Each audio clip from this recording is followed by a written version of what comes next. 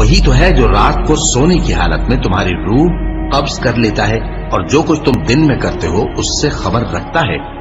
پھر تمہیں دن کو اٹھا دیتا ہے تاکہ یہی سلسلہ جاری رکھ کر زندگی کی مدت معین پوری کر دی جائے۔ پھر تم سب کو اسی کی طرف لوٹ کر جانا ہے، پھر وہ تم کو تمہارے عمل جو تم کرتے رہتے ہو ایک ایک کر کے بتائے گا،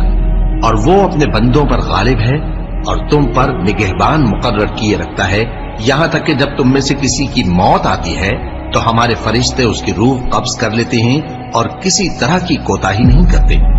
پھر قیامت کے دن تمام لوگ اپنے مالک برحق اللہ تعالی کے پاس واپس بلائے جائیں گے۔